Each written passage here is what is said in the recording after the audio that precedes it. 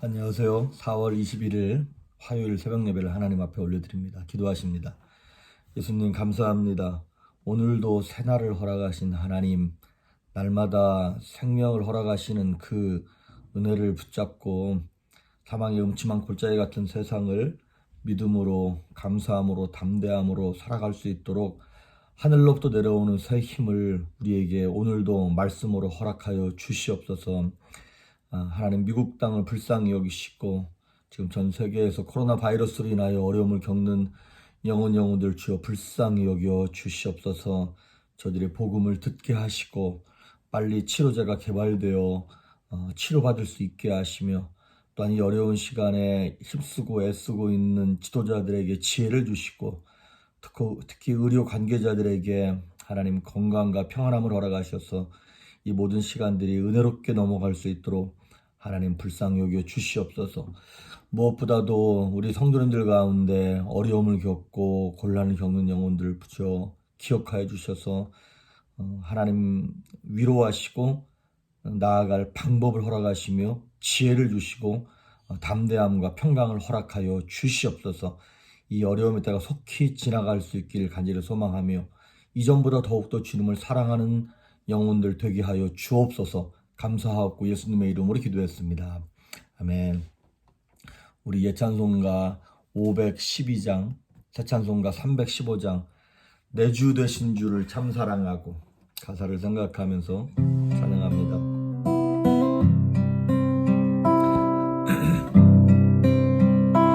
내 주 되신 주를 참 사랑하고 곧 그에게 죄를 다 구하리라. 그 은혜를 주신 내 예수시니 이전보다도 사랑합니다. 주 날 사랑하사 구하시려고 저 십자가 고난 당하셨도다.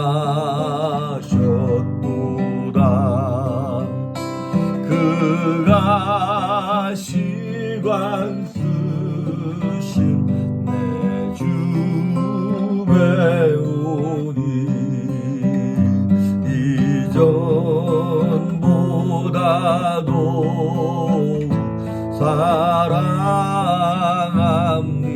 사랑합니다. 주의 평생의 힘쓰 그 큰 의무는 주 예수의 돈을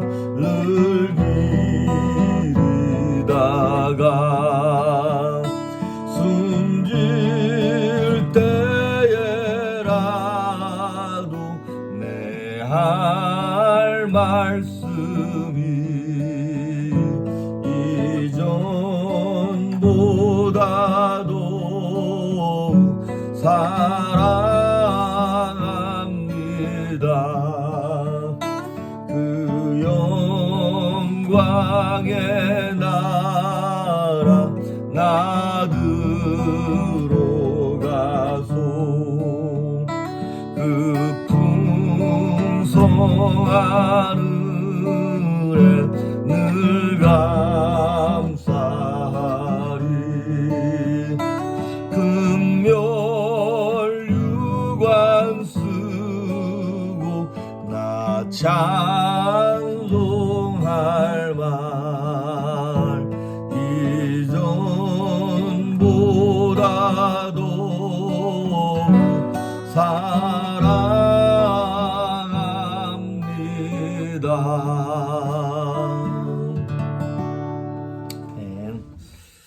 오늘 우리 우리에게 주시는 하나님의 말씀은 욥기 4장입니다.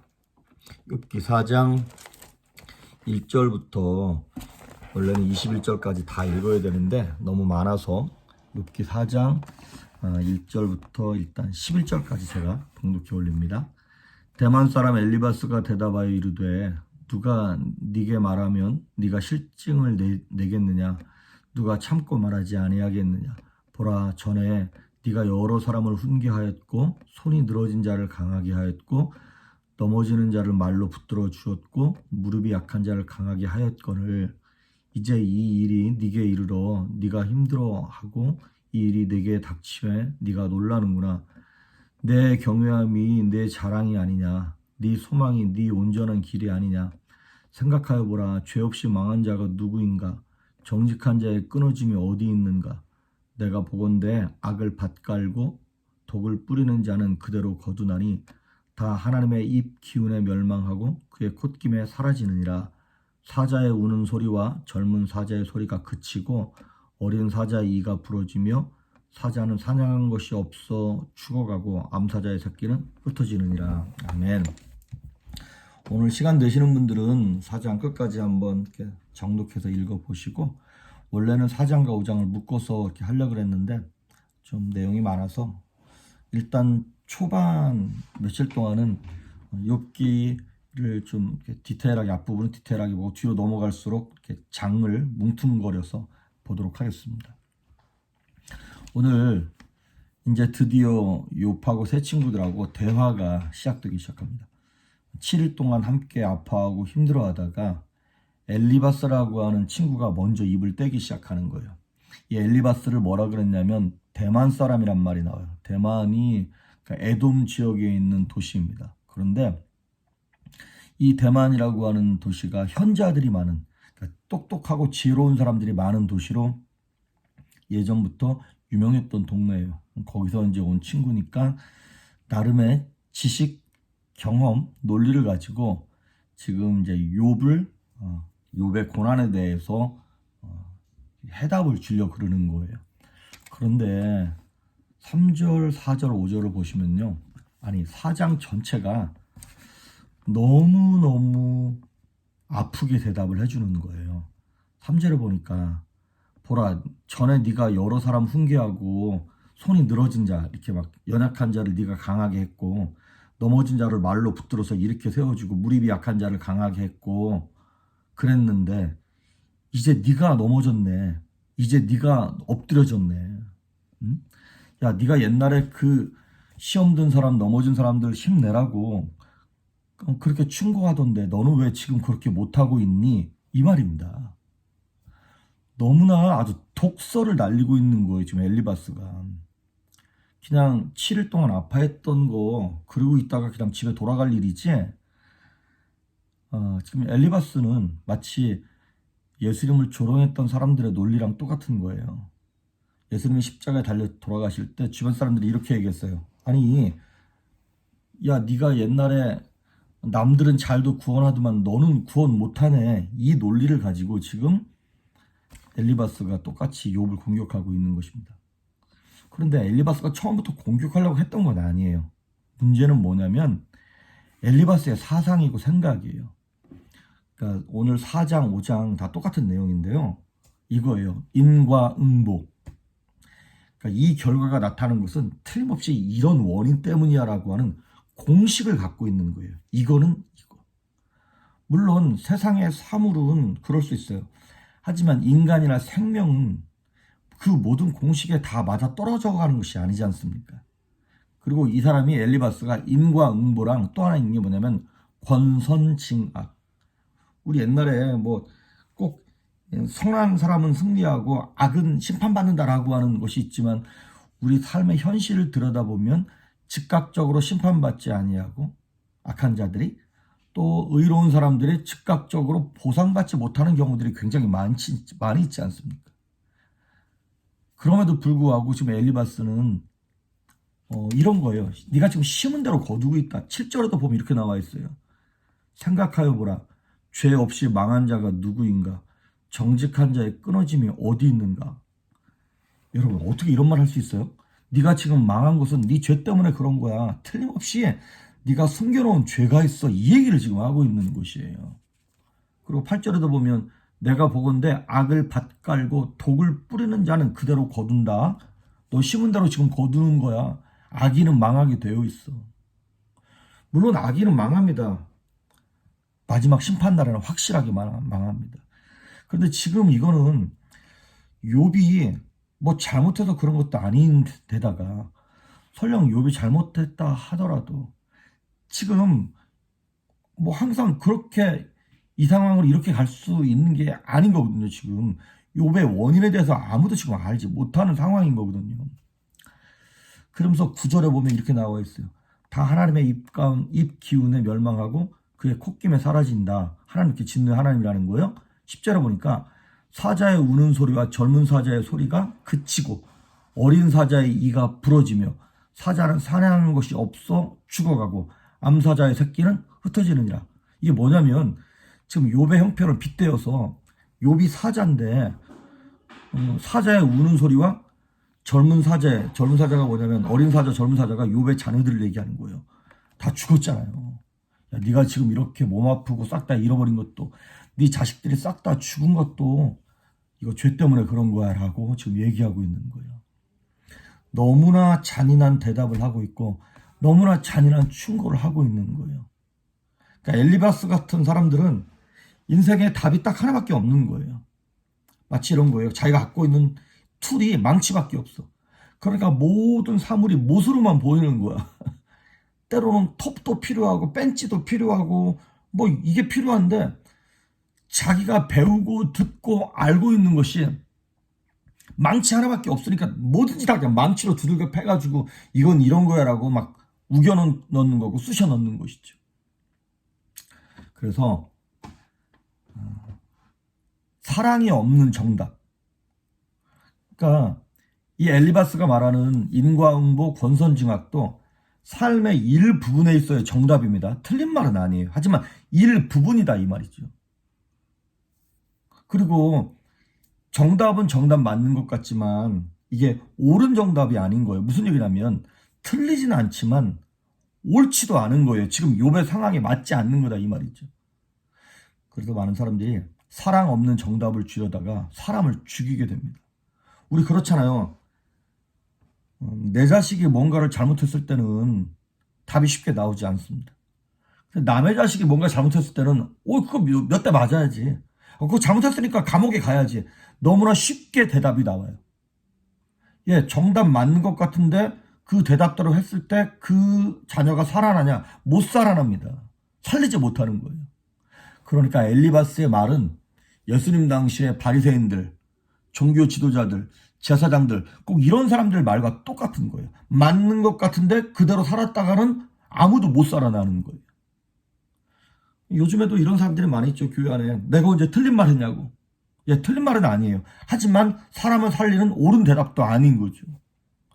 그러면서 이 엘리바스가 진짜 이걸 나쁜 놈이라 그래야 되는지 모르겠는데 12절부터 쭉 밑에 내려오는 얘기가 12절부터 16절까지 제가 읽어드릴게요. 어떤 말씀이 내게 가만히 이르고 그 가느다란 소리가 내 귀에 들렸었나니 사람이 깊이 잠들 즈음 내가 그 밤에 본 환상으로 말미암아 생각이 번거로울 때에 두려움과 떨림이 내게 이르러서 모든 뼈마디가 흔들렸느니라. 그때 영이 내 앞으로 지나매 내 몸에 털이 쭈뼛하였느니라.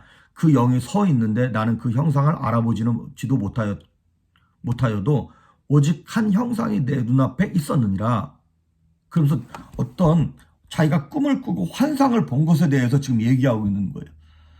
그러니까 이 엘리바스가 진짜 나쁜 놈이라는 게 아니 욥을 위해서 정말 위로해줬으면 위로하고 갈 일이지 자기가 주장하는 인과응보 권선징악을 딱 얘기해놓고 이거 모든 사람이 일반적으로 생각하는 정답이기도 하니까 그거를 자신의 주장을 보완하고 뒷받침하기 위해서 내가 말이지 환상 가운데 이런 걸 봤는데 내가 기도하는 중에 무슨 음성을 들었는데 이런 얘기가 들리더라고. 이렇게 하면서 자신의 주장을 강화시키는 영적 속임수를 쓰고 있는 거예요.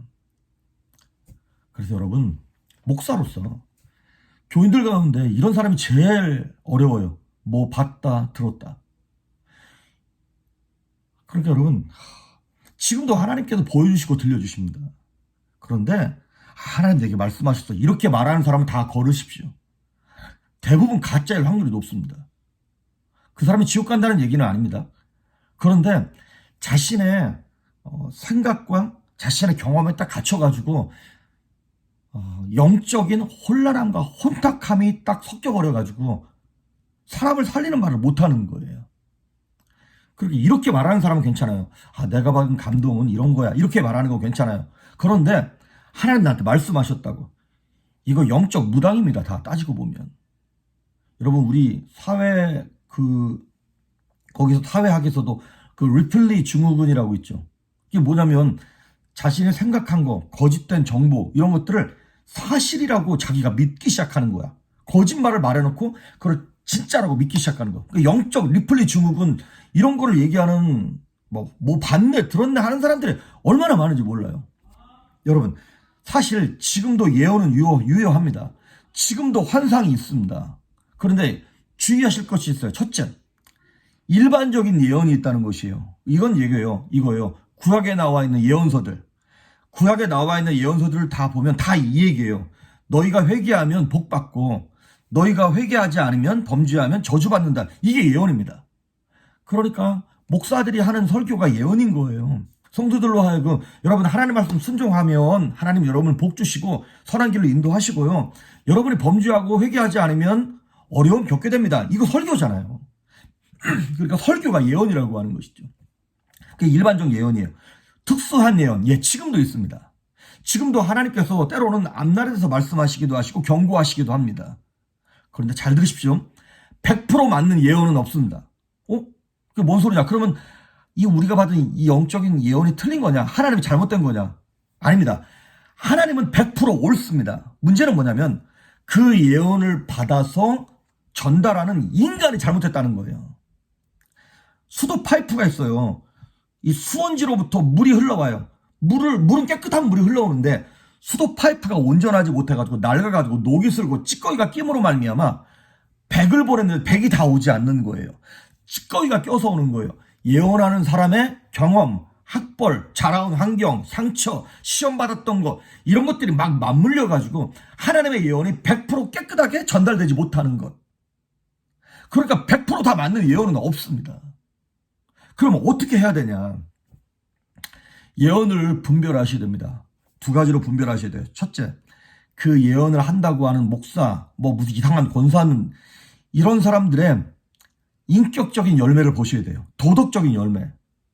막 되게 영적인 것 같고 가끔 되게 잘 맞는 것 같은데 그 사람의 삶이 거짓말이 있거나 물질적인 문제가 있거나 성적인 타락이 있거나 이런 게 있잖아요. 일단 거르셔야 돼요. 하나님의 은사와 부르시면 후회함이 없기 때문에 한번 은사를 주신 거기 때문에 예언을 하긴 해요. 그런데 귀신들이 들러붙습니다. 그런 사람들 더 쉽게 귀신에게 노출됩니다. 그래서 인격적인 도덕적인 열매가 있는 걸 보셔야 되고 두 번째는 뭐냐면 그 예언을 받았던 사람들이 회복됐냐 안 됐는가를 보셔야 돼요. 그러니까 그 예언이 이루어졌나 안 이루어졌나 맞아 그 예언한 사람 말대로 그 사람이 죽었어 이거로 보는 게 아니라 그 예언을 받은 그 사람이 심령이 회복되어지고 영혼이 회복됐나 안 됐는가 하는 그 열매를 보셔야 한다는 것이죠. 그래서 오늘 엘리바스가 이 한 얘기는 너무나 위험한 얘기입니다. 근데 교회 안에서도 인과응보 저 가정이 저렇게 어려움 겪은 거 내가 옛날부터 알아봤어. 그때 이 회개하지 않아서 이 뭐 때문에 아닙니다.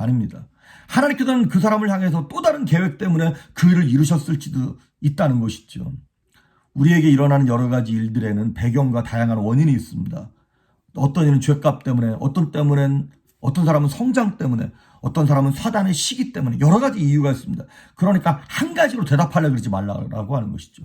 그리고 자신의 어떤 주장을 뒷받침하기 위해서 영적인 것을 끌어다가 막 그렇게 봤네 들었네 하는 그런 사람들도 다 거르십시오. 모든 이단들이 다 그렇게 하지 않습니까?